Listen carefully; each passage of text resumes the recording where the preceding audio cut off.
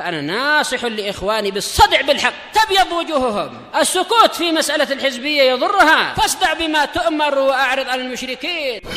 سلامي على دماج ورجالها والشيخ يحيى ودار العلم يا سعد بانيها.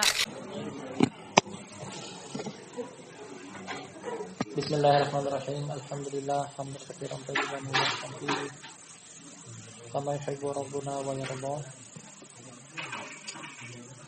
وصلى الله على نبينا محمد وعلى آله وصحبه وسلم تسليما كثيرا. ثم أما بعد.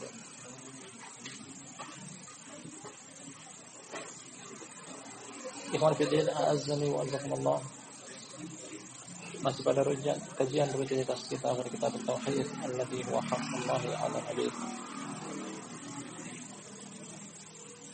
Sebuah tulisan yang ditulis oleh Syekhul Islam Muhammad bin Abdul Wahhab rahimahullah taala dengan materi tauhid.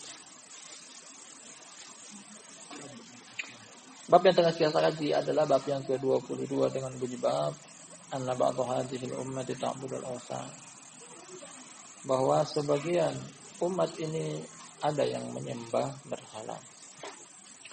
Setelah kita terangkan bahwasanya bab ini beliau sengaja membuatnya sebagai bentuk bantahan kepada sufiyah, kuburiyun yang beranggapan bahwasanya kesyirikan telah berakhir dengan masa jahiliyah. Artinya yang berakhir dengan masa jahiliyah tidak ada lagi kesyirikan di permukaan bumi. Tidak ada lagi kesyirikan dalam agama Islam. Bahkan masih ada yang namanya kesyirikan. Dari dalil yang penulis bawakan masih tersisa, kita akan baca sebagiannya. Serta fakta pun mengatakan demikian. Karena kita pahami dulu apa arti dari kata awthan, wasanun. Awthan yang jamak dari wasan, artinya adalah berhala. Berhala. Ya, segala sesuatu disebut oleh Allah Subhanahu wa taala.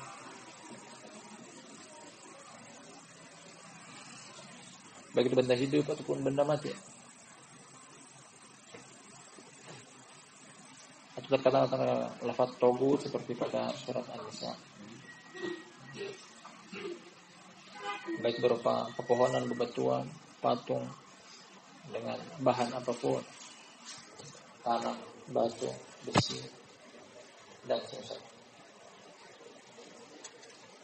Pada pertemuan malam sebelumnya dari bab ini telah kita ambil dua dalil. Yang pertama datang dari surat An-Nisa, yang kedua datang dari surat Al-Maidah. Kita akan lanjutkan yang masih tersisa ayat setelah itu. Kata penulis, semoga Allah merahmati beliau, wa qauluhu ta'ala, dan perkataan Allah Ta'ala, qala alladziina qalabu ala amrihim lanattakhidanna 'alaihim masjida.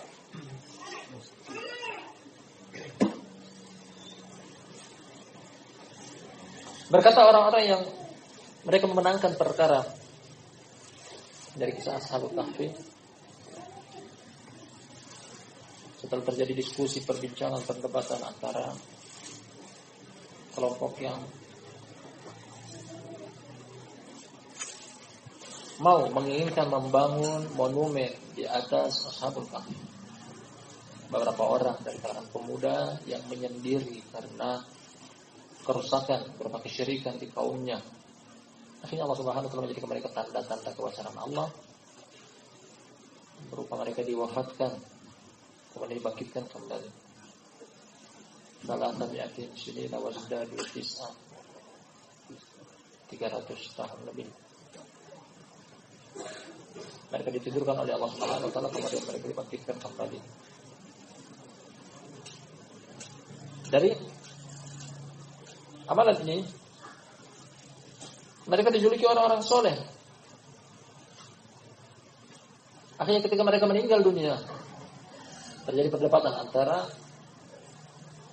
dikuburkan seperti biasa ataupun akan dibangunkan monumen di atas kuburan mereka. Qala alladziina ghalabu 'ala amrihim, orang-orang yang menang, orang-orang yang pendapatnya lebih dikedepankan, mereka mengatakan lanattakhidanna 'alaihim masjid. Kami akan bangun di atas kuburan mereka masjid. Nah, dari ayat ini penulis ingin pahamkan kepada kita bahwa barakallahu fikum ini terjadi di umat terdahulu, bahwasanya sudah ada yang namanya membangun masjid di atas kuburan. Dari bab-bab terdahulu, perbuatan ini akan menggiring kepada akan diibadahi pemilik kuburan tersebut. Dengan sebab masjid tempat ibadah, artinya beribadah di sisi kuburan atau di atas kuburan akan menyebabkan kuburan tersebut diibadahi selain Allah Subhanahu wa taala. Dua pemahaman pertama bahwasanya kesyirikan terjadi di umat terdahulu. Pada dua ayat sebelumnya terjadi pada ahlul kitab, terjadi pada Yahudi, terjadi pada Nasrani, terjadi juga pada kaum di Ashabul Kahfi. Kalau ini terjadi pada umat terdahulu bersamaan dengan ada nabi yang turun kepada mereka, ada kitab yang Allah turunkan kepada mereka, tidak menutup kemungkinan akan ada juga dari umat ini yang menyembah berhala. Ini sisi pendalilannya. Umat terdahulu Allah tetapkan dari ayat-ayat yang telah kita baca. Meskipun ada kitab yang Allah turunkan kepada mereka, meskipun ada nabi yang Allah utus kepada mereka, secara fakta dan bukti bahwasanya ada di antara mereka menyembah berhala. Fakta dan bukti berupa dalil Al-Quran dan Sunnah, serta kenyataan pun mengatakan demikian. Kalau terjadi pada umat terdahulu hal tersebut, akan terjadi juga pada umat ini hal yang sama. Dengan dalil lebih jelasnya kita baca. Kali ini akan datang dalil yang keempat berupa hadis. Kata Syekh Muhammad bin Abdul Wahhab rahmatullahi alaihi, an Abi Sa'id al-Khudri radhiyallahu anhu. Abu Sa'id, semoga Allah meridainya. Sa'ad bin Malik bin Sinan. Anna Rasulullah sallallahu alaihi wasallam qala, bahasanya Rasulullah sallallahu alaihi wasallam beliau berkata,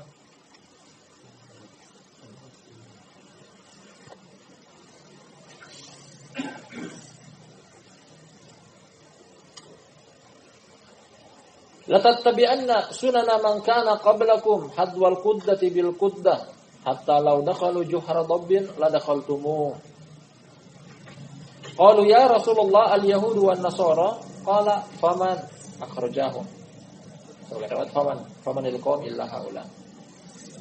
Dari Abu Sa'id semoga Allah meridainya bahwasanya Rasulullah sallallahu alaihi wasallam beliau berkata,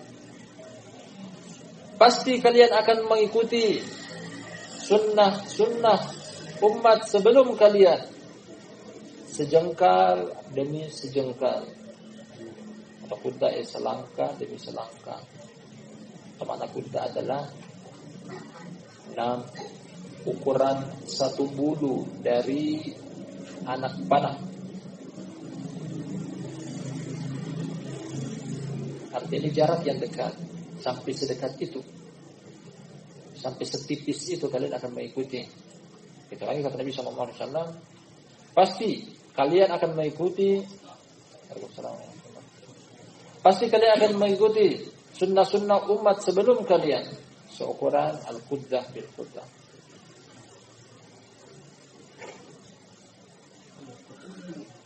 Dalam hadis Anas dengan lafaz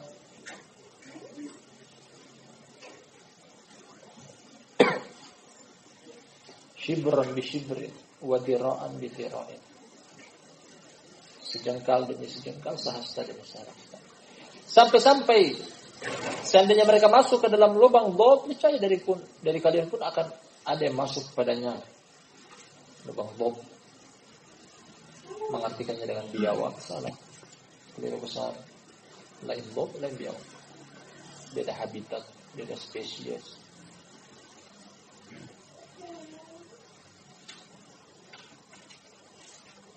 Nah, Nabi SAW menggambarkan bahwasanya seandainya ada dari umat terdahulu masuk ke dalam lubang dhab, ungkapan tentang sulitnya perbuatan tersebut. Ikhwan kiram, dhab binatang yang tidak besar, kecil, melata, hidup di padang pasir, sering membuat sarang dengan cara menggali ke tanah, buat lubang-lubang. habitatnya demikian. Kemudian untuk hewan-hewan ini hewan buruan, sering diburu oleh orang karena halalnya. Saking sering diburu, akhirnya dia pun membuat lubang yang sulit untuk terkejar. Pertama dalam, kemudian bercabang-cabang. Artinya mungkin satu pintu tempat masuk, bisa jadi pintu keluarnya di tempat lain, lubang yang lain. Sulit untuk angkat kok. Selain dalam, kemudian bercabang banyak, tambahkan lagi berkelak-kelok. Ungkapan tentang ini barakallahu fikum bahwasanya mengikuti umat terdahulu adalah perbuatan yang sulit. Namun sesulit apapun perbuatan umat terdahulu, niscaya akan tetap ada umat ini yang mencontoh mereka. Nah,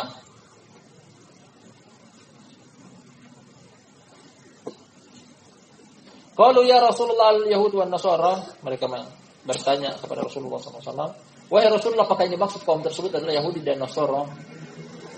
Kalau beliau menjawab, faman, siapa lagi kalau bukan mereka? Faman yalqam illa haula, siapa lagi kalau bukan mereka?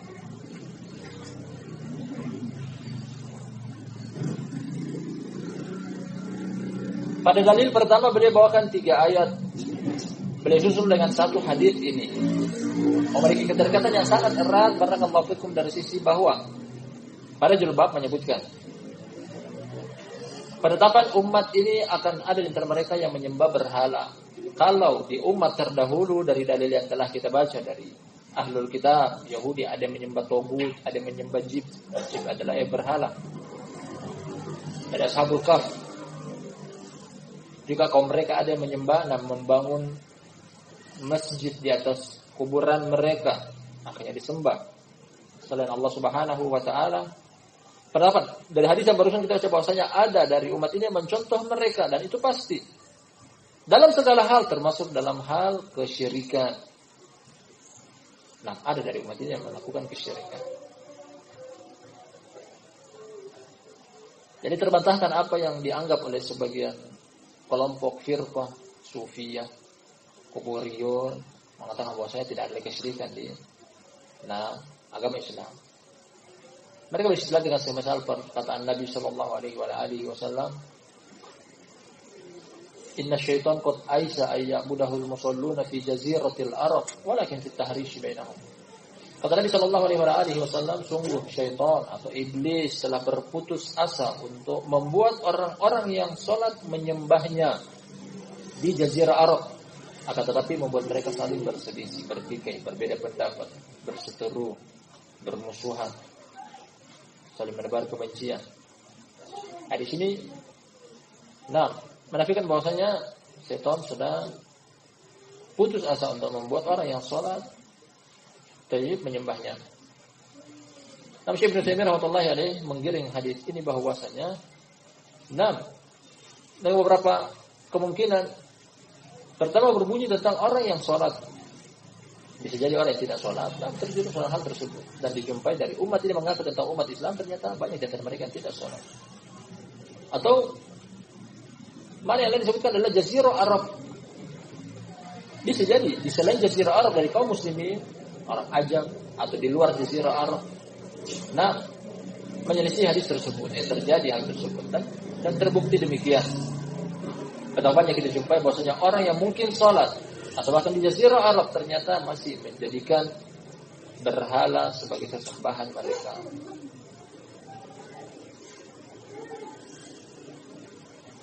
Sebelum kita lanjut hadis yang berikutnya, masih tersisa 2 hadis atau 1 hadis terakhir.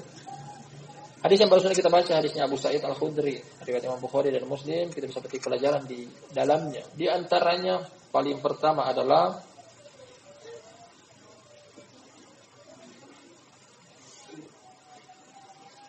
tasyabbuh atau penyerupaan terhadap ahlul batil adalah terlarang.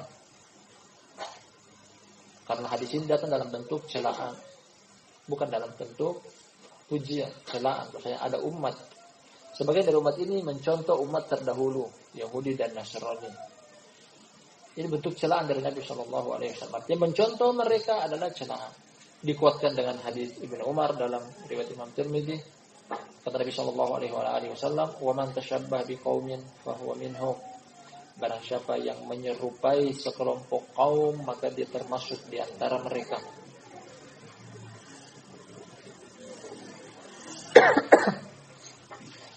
Apalagi datang usul dari Al-Quranul Karim, tepatnya pada surat Al-Fatihah, untuk tidak menyerupai mereka, bahkan wajib menyelisihi mereka. Haram menyerupai ahlul batil, wajib menyelisihi mereka.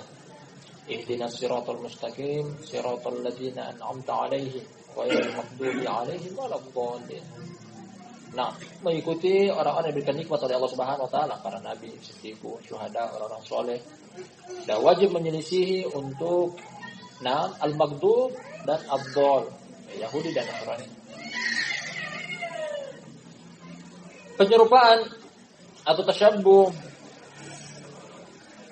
sifat berikutnya dari hadis ini juga adalah terjadi dalam segala hal. Terjadi dalam segala hal. Dalam masalah akidah. Dalam masalah akidah.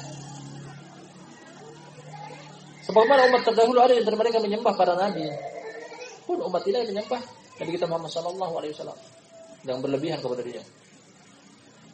Nah, ingin beramal namun ingin disaksikan langsung oleh Nabi sallallahu alaihi wasallam, dan kita dapati kebidahan tersebut masih ada sampai hari ini. Jadi kita dengar ketika sebelum dikumandangkan azan mereka membunyikan di masjid-masjid salawat tahrim, as-salatu wassalamu alaik. Nah, ini memanggil Nabi sallallahu alaihi wasallam. Keselamatan, salawat kepada engkau wahai Rasulullah. Mereka memanggil Rasulullah datang untuk menyaksikan salat mereka. Ini kesyirikan. Siapa yang berikan pahala? Allah Subhanahu wa taala. Lafaznya datang, ya Habiballah, ya Rasulullah, artinya memanggil Rasulullah, wahai datang saksikan salatku Rasulullah. Jadi mereka meminta pahala dari siapa? Dari Rasulullah. Bukankah ini kesyirikan? Nah, umat terdahulu ada menyembah para nabi, umat ini pun melakukan hal yang sama.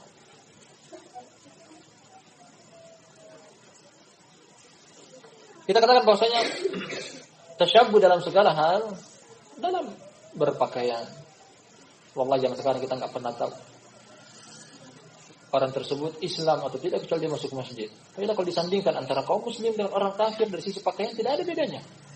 Tidak ada bedanya dari atas sampai bawah, tidak ada bedanya. Kecuali mungkin kalau dia masuk masjid, oh berarti dia muslim, dia sholat. Ketika tidak masuk masjid, kita nggak pernah tahu bahwasanya dia muslim atau kafir, karena lihat dari atas sampai bawah nggak ada kostum Islam sedikit pun. Beda kostum Islam ada di atas imamah, kopiah, turun ke bawah ada jubah, ada sarung, misalnya.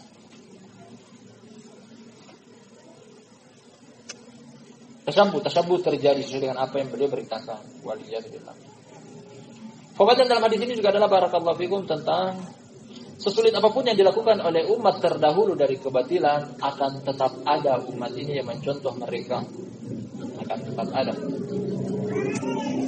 Bahkan dalam sebagian riwayat datang, walau kana min ulaika ya'ti ummahu alaniyah. Ya, seandainya dari umat terdahulu ada dari mereka yang mendatangi, yang mempergauli ibu kandungnya, niscaya dari umat ini pun akan ada yang mencontohnya. Bukan perkara yang gampang. Kita akan dengan tabu. Sebelum masuk dalam norma, sebelum masuk dalam aturan agama, norma-norma kehidupan pun tidak mengiyakan akan hal tersebut. Mempergauli ibu sendiri, ibu kandung sendiri. Namun sesulit apapun dari perbuatan ahlul kitab terdahulu, akan tetap ada dari umat ini yang mencontoh mereka. Nah, ini yang beliau ingin sampaikan kepada kita. Satu makna penting dari judul bab ini, bahwa ada dari umat ini yang masih menyembah berhala. Di zaman beliau rasakan akan hal tersebut. Kuburan dijadikan tempat peribadatan, terkhususnya orang-orang soleh, kuburan orang-orang soleh. Dan di tempat kita pun banyak, kita saksikan dengan mata kepala kita sendiri, kita dengar dengan telinga kita sendiri. Nah, maksudnya ada hal seperti ini. Kesyirikan ada bahkan pada umat ini.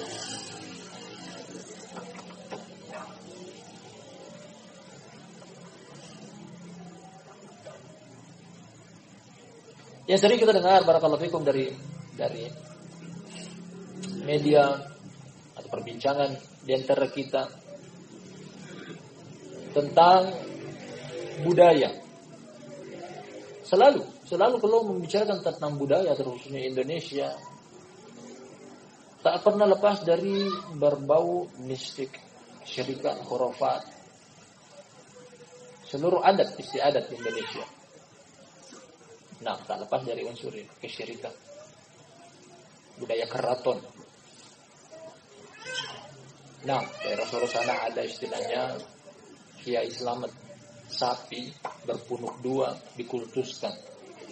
Jarang-jarang ada sapi berpunuk dua. Makanya ketika ada lahir sapi berpunuk dua dijadikan hal yang luar biasa. Nah, mereka mengharap berkah dari sapi tersebut. Kemudian dijadikan sebagai ritual keagamaan, rutinitas setiap tahunnya dikeluarkan oleh pihak keraton. Kemudian penganut keraton berlomba-lomba untuk mencari kotorannya. Jadi kotorannya nggak pernah jatuh ke tanah, kecuali dijadikan bahan perebutan. Setelah diambil kemudian digosokkan ke badan mereka. Nah, di daerah Jogja pun kesyirikan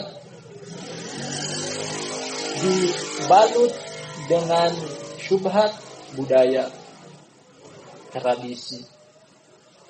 Tak satu pun dari peninggalan keraton, entah apapun itu, berupa keris, kereta kencana, sendal milik sultan, seluruhnya ada nama.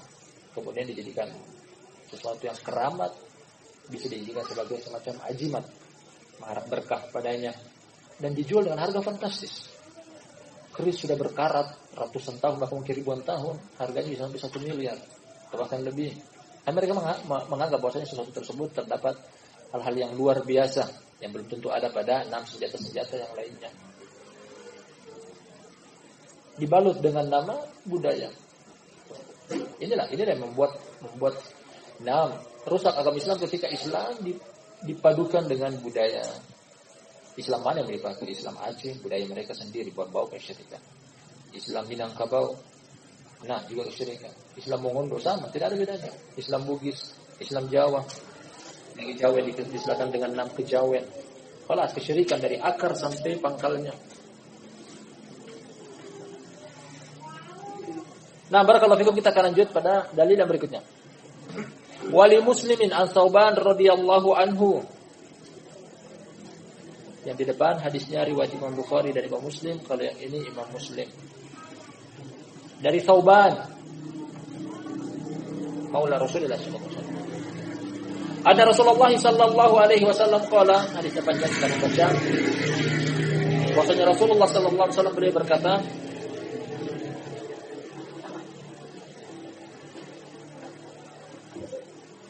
Inna Allah zawali al-ard fara'aitu masyariqaha wa magharibaha. Kata Nabi sallallahu alaihi wasallam, Allah Subhanahu wa taala melipat kepadaku bumi. Akhirnya aku bisa melihat timurnya dan baratnya. Dilipat, artinya ditampakkan oleh Allah kepada beliau sisi timur dan sisi barat. Wa inna ummati sayablughu mulkuha ma zawali minha. Dan sesungguhnya umatku akan sampai kerajaan mereka ke tempat yang dilipatkan kepadaku, timur dan baratnya. Dilipat artinya ditampakkan kepada beliau timur dan baratnya. Di tempat itulah yang ditampakkan kepada beliau akan sampai kerajaan umat beliau. Dan ini terrealisasi di zaman Utsman bin Affan. Sejarawan mengatakan demikian. Pembenaran akan perkataan Allah Subhanahu wa taala, "Huwallazi arsala rasulahu bil huda wa dinil haqq liyudhhirahu 'ala ad-dini kullihi."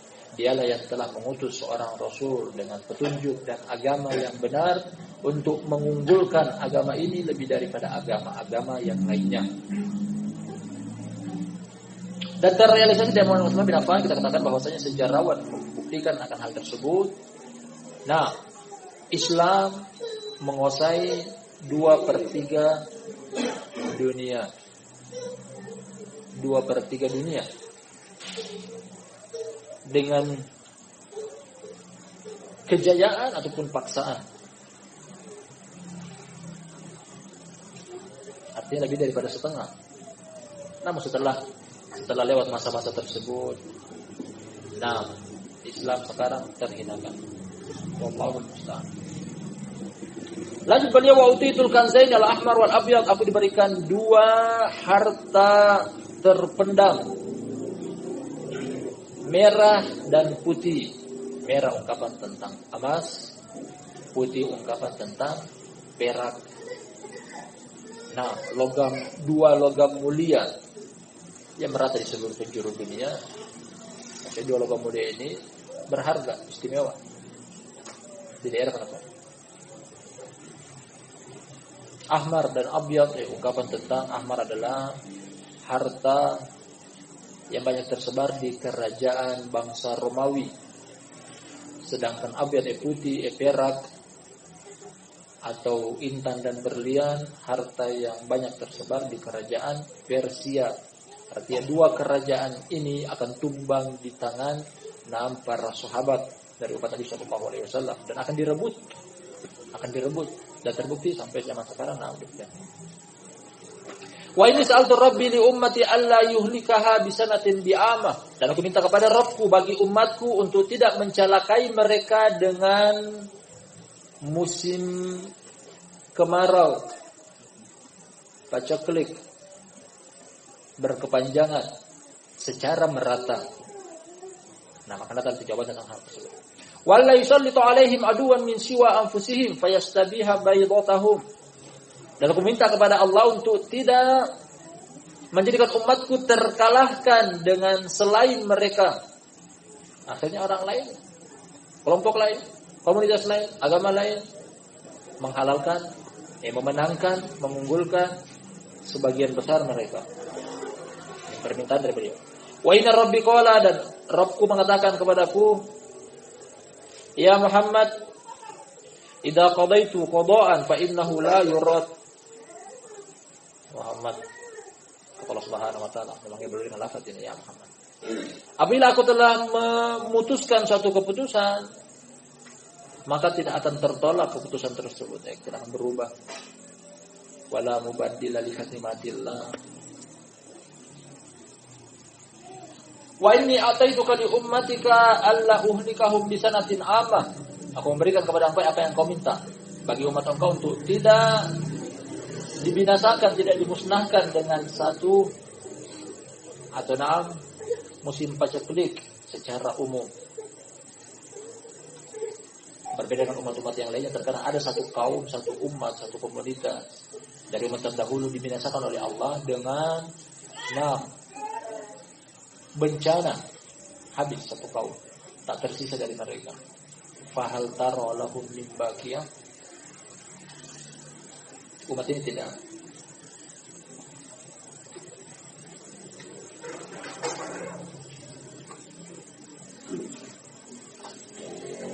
Wallau sallitu alaihim aduwan min siwa anfusihim fastabiha baydatahum. Ini juga Allah pun penuhi permintaan Nabi SAW ini bahwa mereka tidak akan terkalahkan dari musuh selain mereka. Walau iltama alaihim man biaqtariha, seandainya pun seluruh permukaan bumi musuh-musuh bersatu padu untuk mencelakai mereka, tersebut tidak akan pernah terjadi. Allah penuhi permintaan beliau. Hatta yakunu ba'dhum yuhliku ba'dhan wa yasbi ba'dhum ba'dhan. Namun hal ini yang terjadi apa itu? Terkadang di antara kaum muslimin sendiri saling mencelakai sebagian mereka akan sebagian yang lain, dan menawan tawanan perang sebagian mereka terhadap sebagian yang lain. Musuh tidak bisa menguasai secara total umat ini, namun ternyata bisa terjadi di antara sesama mereka. Rawahul Barqani fi Sahih. Wa zada, dan ada tambahan, wa inna ma akhafu ala ummatil a'immatil mudillin. Bukan dua itu yang boleh minta, bukan itu yang Allah Subhanahu wa taala akan celakakan umat ini. Namun dengan apa?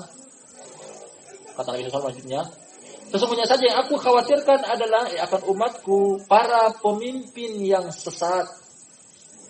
Para pemimpin di sini dengan dua makna, pemimpin rakyat, pemerintah, pemimpin umat, ulama. Dan kemungkinan terjadi kesesatan dari dua kepemimpinan ini. Pemimpin yang sesat mencelakai rakyat, sebagaimana pemimpin umat yang sesat mencelakai umat. Wa idza waqa'a 'alaihimus sayfu lam yurfa ila yaumil qiyamah, dan ketika telah terhunuskan pedang, saling perang di antara mereka, tidak akan pernah lagi diangkat sampai hari kiamat. Dan terbukti di zaman Umar bin Khattab tak seorang pun dari ahli batil berani menampakkan gigi taringnya, kecuali Umar bin Khattab memberikan kepada dia hadiah pelepas kurma. Nah, namun ternyata ketika Umar bin Khattab radhiyallahu anhu meninggal dunia, yang naik menjadi pemimpin adalah Utsman bin Affan. Utsman bin Affan terbunuh radhiyallahu anhu dalam keadaan terzalimi. Ya, kaum muslimin yang membunuh Utsman. Berbeda dengan Umar bin Khattab, siapa yang membunuh dia? Abu Lu'lu' al-Majusi, selain muslim, dari musuh. Namun siapa yang membunuh Utsman bin Affan? Dari kalangan Khawarij yang mengaku Islam. Semenjak itu tidak akan pernah lagi terangkat, akan terus terjadi permusuhan, pertikaian. Nah, peperangan sesama kaum muslimin. Terbukti ketika Utsman bin Affan meninggal dunia, dua kabilah besar, dua komunitas besar, sama-sama muslim, berperang. Wala taqumu sa'atu hatta yalhaq hayyun min ummati bil musyrikin hatta ta'budu fi amun min ummati al-awthan. Dan ini inti dari apa yang beliau bawakan. Hadis yang panjang ini intinya. Dan sebelum tidak akan tegak hari kiamat sampai ada sekelompok kecil dari umatku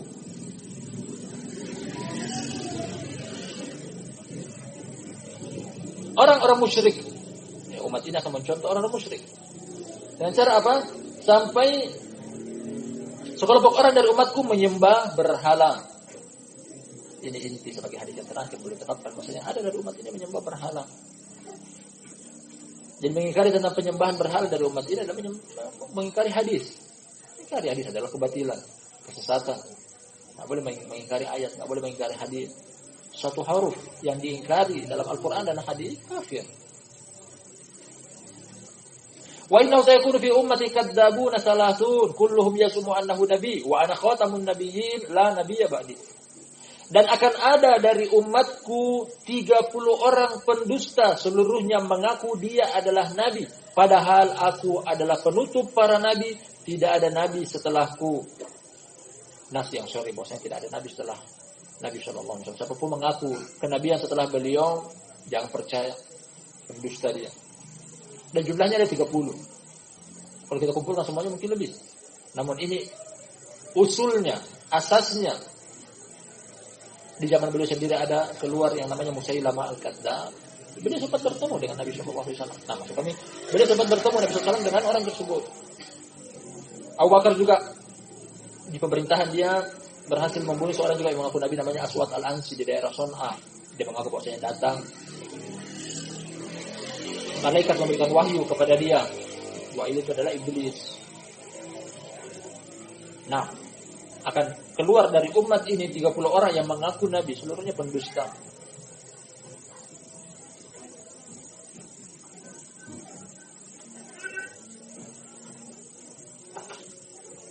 Dan dari hadis ini Mirza Ghulam Ahmad mengaku-ngaku dia mendapati landasan hukum.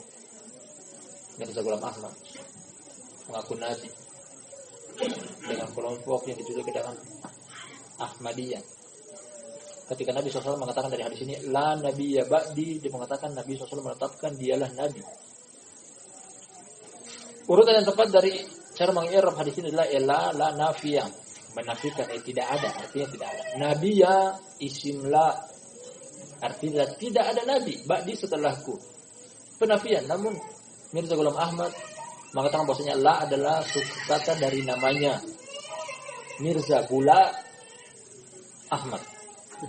Jadi dia mengatakan bahwasanya la ini adalah potongan suku kata dari namanya. Nanti Mirza Ghulam Ahmad adalah nabi setelahku. Nah, itu terlalu jauh.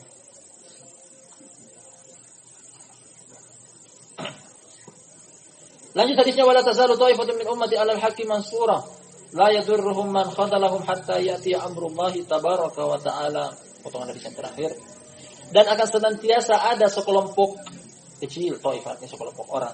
Dari umatku di atas al-haq mereka tertolong. Pengetahuan dari Nabi Shallallahu Alaihi Wasallam bahwasanya agama Islam yang begitu banyak jumlahnya, 6, ada sekelompok kecil yang tertolong oleh Allah Subhanahu Wa Taala. Begitu banyak orang di luar sana mengaku Islam, namun penetapan dari hadis ini bahwasanya hanya ada sekelompok kecil yang tertolong. Bagaimana bentuk tertolongnya mereka? La yadurruhum man khadalahum. Tidak akan mencelakai mereka orang yang tidak menolong mereka. Begitu banyak yang menyelisihi mereka, namun mereka tetap tertolong. Hatta ya'ti amrullahi tabaraka wa ta'ala, sampai datang keputusan Allah. Tabaraka wa ta'ala. Dalam sebagian riwayat menetapkan tentang sekelompok kecil ini mereka memiliki ciri-ciri, tanda-tanda. Apa itu? Kata Nabi Shallallahu Alaihi Wasallam dalam hadis perpecahan umat, wasataftariqu ummati ala 73 firqah, kulluhum finnar illa wahidah. Dan umat ini akan terpecah belah menjadi 73 golongan, seluruhnya di neraka kecuali satu. Ketika kita mendengar bahwasanya ada 6 perbandingan 1 di antara 72 atau 73, kita penasaran siapa mereka, apa ciri-ciri mereka, apa sifat mereka. Mereka, apa karakteristik mereka. Mudah-mudahan kita bisa beramal dengan amalan mereka.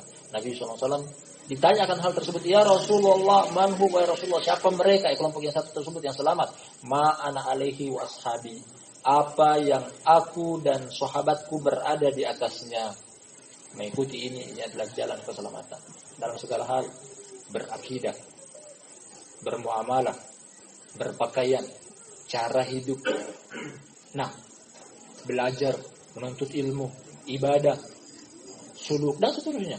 Mengikuti Nabi Shallallahu Alaihi Wasallam dengan praktik para sahabat adalah satu-satunya kunci untuk dikatakan mereka adalah kelompok kecil, dan terbukti akan hal tersebut. Sangat sedikit mau dibandingkan tentang kelompok yang masih konsisten di atas agama Nabi Shallallahu Alaihi Wasallam, sangat sedikit. Pertama dari pakaian, siapa yang menggunakan pakaian Nabi SAW? Sangat sedikit. Dan tersekian banyak yang mengaku dia adalah beragama Islam umat Nabi Shallallahu Alaihi Wasallam. Sangat sedikit yang mau menuntut ilmu. Dan tersekian banyak agama Islam yang mengaku agama Islam. Hadis ini telah kita baca, barakallahu fikum, akan datang nanti secara terperinci tentang masail atau poin pelajaran bisa petik di dalamnya. Inti dari hadis ini berkaitan dengan judul bab adalah dari perkataan Nabi Shallallahu Alaihi Wasallam, wala taqumu sa'atu hatta yalhaqu hayyun min ummati bil musyrikin wa hatta ta'budu fi amun min ummatil awthan. Tidak akan tegak hari kiamat sampai ada sekelompok dari umatku yang mengikuti orang-orang musyrik dalam hal apa? Menyembah berhala. Hadis ini jelas sekali mengatakan bahwasanya beliau sendiri menetapkan. Nabi SAW yang memberitakan. Dan Nabi SAW adalah perkataan beliau betul. Ada ma'wa dalam surat 6 Yasin, hada ma wa'ada ar-rahmanu wa sadaqal mursalun. Allah mensifati bahwasanya perkataan para rasul adalah shadaq, jujur, terpercaya. Hada ma wa'ada ar-rahman wa sadaqal mursalun. Ini yang dijanjikan oleh Ar-Rahman dan sungguh telah betul para utusan, yakni para rasul. Ibnu Mas'ud mensifati Nabi SAW dengan sifat as-sadiqul masduq. Jujur dan terpercaya. Satu-satunya di antara sahabat yang dijuluki dengan as-siddiq adalah Abu Bakar. Artinya ini pujian yang tertinggi di dalam umat Nabi SAW, as-siddiq. Kenapa dipuji dengan hal tersebut? Karena dia membenarkan seluruh yang datang dari Nabi SAW tanpa satu huruf pun yang dia ingkari, tanpa satu harokat pun yang dia ingkari. Kalau membenarkan berita dari Nabi SAW adalah syarat seorang itu dikatakan beriman, hadis ini harus diterima. Harus menerimanya bahwasanya beliau menetapkan, beliau memberitakan ada di antara umat ini yang menyembah berhala, kita tetapkan demikian, jangan dinafikan. Kalau menafikan berarti menafikan hadis Nabi SAW. Bisa kafir. Satu harokat, satu huruf yang diingkari dari ayat dan hadis bisa kafir. Subhanallah. Beliau giring kita sampai pada pemahaman ini dari beberapa dalil berupa 3 ayat, 2 hadis dari Abu Sa'id serta hadisnya Thauban, ingin menetapkan bahwasanya ada di antara umat ini yang menyembah berhala. Ada. Yang menafikan ini berarti dia jahil. Yang menafikan hal ini berarti dia jahil. Tiap adapun berkaitan dengan tiap masail, insyaallah kita akan membaca pada pertemuan berikutnya. Banyak, ada sekitaran belasan. Satu persatu insyaallah kita akan ambil pada lain kesempatan. Barakallahu fikum jami'an, lebih dan kurangnya mohon dimaafkan. Terima kasih banyak atas kehadirannya. Kita tutup dengan doa kafaratul majelis. Subhanallah wa bihamdihi. Asyhadu an la ilaha illa anta astaghfiruka wa atubu ilaik.